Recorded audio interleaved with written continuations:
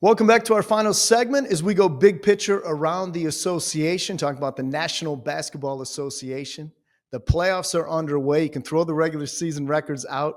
It's been absolute theater, even if you're a casual fan of professional basketball.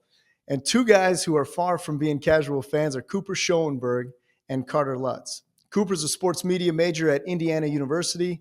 Carter is a broadcast journalism student at the University of Miami. Both are involved in the Sportscaster program, and they weigh in on this year's NBA playoffs.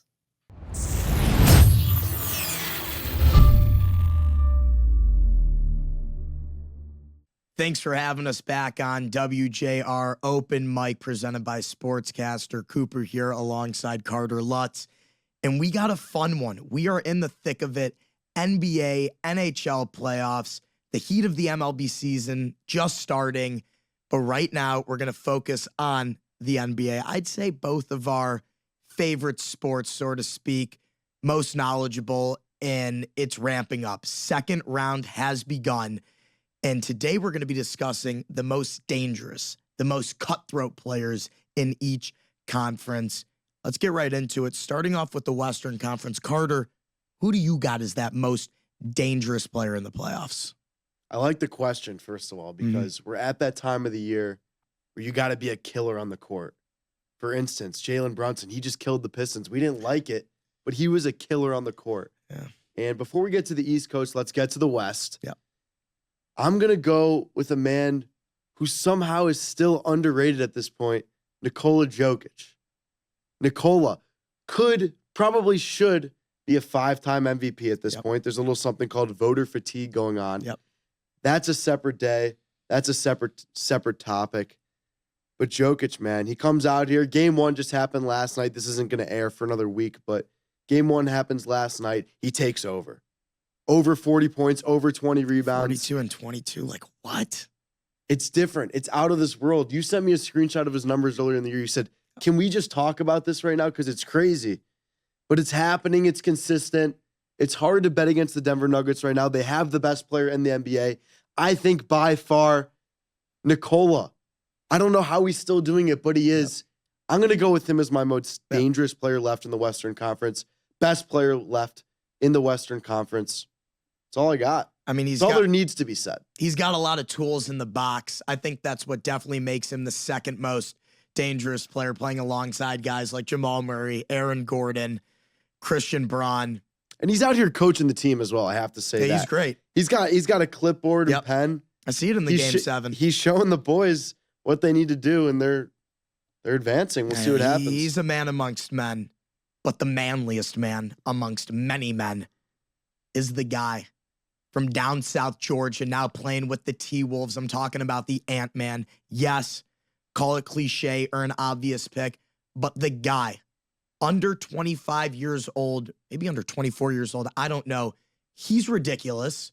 What he did last year, sweeping the Suns in the first round, making a nifty little run in the Western Conference. Now he's back as the 6th seed, taking down the 3-seeded, star-studded big three, LeBron, Austin Reeves, Luka Doncic, down in the first round with ease. Not in 6, not in 7, in 5. This man is dangerous. When you need him most, he is there. He shows up for you with the big-time moves, with the big-time shots in a deep team. A deep team with Naz Reid, with Mike Conley, with Rudy Gobert manning the 5. It's a deep team and a dangerous player. We're going to get to our finals predictions, but that's a little foreshadowing, if you will. So I'll just leave it be. Anthony Edwards is my most dangerous player in the Western Conference, and he's going to keep being that most dangerous player. Now, moving into the East. Well, you didn't let me rebuttal. Okay, rebuttal. And Edwards, he's a killer. He's out here doing things on a Michael Jordan-like level. Sure.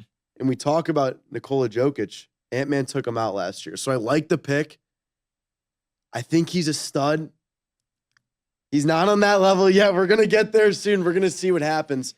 I think he's got a good matchup as well with the Warriors. So back to the Western Conference Finals. I think it's going to happen. He's the most fun player to watch, that's for sure. 100%. I like the pick. I don't love it. I like it. Okay. I'm going to take that. I'm going to take what I can get. Moving on to our side, the Eastern Conference side, and I wish we were still in it because obviously the most dangerous player right now would be Cade Cunningham. Unfortunately, the flopper of all floppers took him out. Don't want to talk about it. It's a touchy subject. But Carter, I want to hear who you got in this Eastern Conference. Kind of wide open. I don't know. A lot of threats, though. A lot of threats. Let me hear what you got. It's pretty open right now. We saw the Celtics show that they're not the Celtics of last season, maybe. We'll have to see. We're not there yet. The Knicks taking game one. The Knicks making it a series. But I'm going to shift over to the other series. We said we wanted to get a little bit weird with our Eastern Conference picks. Well, I'm going to go with Tyrese Haliburton because he's taking this Indiana Pacers team. He did it last season. He took them to the Eastern Conference Finals. They went to 6 games with the Boston Celtics. He's passing the ball. He's moving the rock. He's scoring, step back, money jumper. Yep. I like what Halliburton's doing. He's a fun player to watch, and guess what? He was voted by his peers, by the people around him, by the people on the court, not the people in the stands. His peers as the most overrated player in the NBA by a survey from the NBA players. I like what he's doing right now. The Pacers team might be special. They might be shown to be even a little bit better than they were last season. They've been underrated this year. They're a good team. That's a good squad. He's got Siakam down low, doing work, scoring, doing what he does best. Miles Turner, a great center in this modern NBA. I like what Halliburton's doing. I like the pieces around him. The pieces around him make him as dangerous as he's been. Tyrese Haliburton's my pick. I wish I could come back and argue, but I really, really like the take. You got 2 reallys out of me. I'm not going to love it because I got my own guy, but I really, really like the take. Obviously playing with a little chip on his shoulder, being called most overrated. I'm not the biggest Tyrese Haliburton fan, but similar to how the Tigers got hot at the end of last year and made a little playoff run, that's exactly what the Pacers did and are doing right now. You talk about Miles Turner, right? You talk about Pascal Siakam, but then you also got TJ McConnell, Benedict Mathurin, Andrew Nembhard. Team's scary. Team's fun. Rick Carlisle. Love him. Great coach. A solid coach. Bald-headed assassin. You got to love him. I do like him. My player, though, with a little bit of accent, going to the Haba. It's not Jason Tatum. It's not Jaylen Brown. It's Jrue Holiday, okay? That's where it gets a little quirky. Now, maybe most pivotal, important, influential player on the team, but I'm going to go with most dangerous because here's my prediction. That shot that Holiday hit in Game 5 to send them to the Western Conference Finals, ooh, that was a special one. Now, his numbers are not too flattering, shooting 44% from the field, only averaging really 11 points, but his defensive prowess, boom, big word for me right there. Defensively, he is stout. He's a seasoned vet, winning a ring with Giannis in the Bucks just back in 2021, then winning one last year. He's a 2-time champ. He knows what to do. And the players that know what to do the most in these types of situations late in the season, late in the postseason, prove to be the most dangerous. He had a couple steals in that overtime loss last night. Yes, they lost. They're not going to lose many more because they're not going to continue to go 15 for 60, shooting 25% from the 3. But Jrue Holiday, watch the big guy out of UCLA take over in these playoffs. And I think, you can rebuttal, but that's going to set up kind of our predictions. What do you think about the Jrue Holiday take? It's interesting. It's different. I like it. We like to be different. We like to have fun on these kinds of shows. And with Holiday, I think it's fun because he was the X factor that Boston needed last season that brought him over the edge, brought him over the hump. And he hasn't been too consistent this year. What did we see last night when they couldn't make their threes? They couldn't get it done. So if he can catch fire, if he can do some special things on the court for Boston in TD Garden, he changes their team.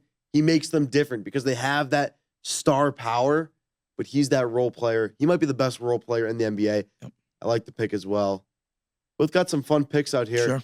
And the reason we're wrapping up our conversation now, the reason I like this segment is because it's going to age like fine wine. Beautiful. We're going to see what happens. Like a nice fromage. On the West, we got 2 different players in different series. The East, we have the same thing. What if these 2 teams meet? All 4 of them, 4 different teams meet in the conference finals. Could be fun, could be special. Yep. That's all we got for WJR today, though. Thank you so much for listening. We'll see how these playoffs pan out. It's been fun already. People talk about a lack thereof excitement in the NBA. But let me tell you, I've been on the edge of my seat, especially for the Pistons series. Average margin of victory being 4.5 points. And now you see it last night between the Knicks and the Celtics going to overtime, 20-point comeback. And I'm sure we got a lot left in store. A couple upsets. I mean, you got the Warriors playing the Timberwolves. That's a 6 seed going against a 7 seed. Fun series. What is happening? Pandemonium.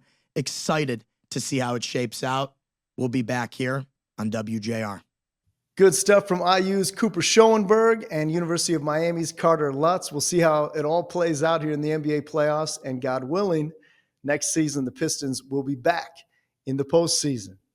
That is our show for this week. For Cooper and Carter, for Giovanni Macheri and Oakland University AD Steve Waterfield, and for Cody Stedman and Ken Daniels of the Red Wings, we thank you for being on, and we thank you for listening. You can catch Open Mic every Wednesday from 8 to 9 right here on WJR. I'm your host, Johnny Kane. Until next time.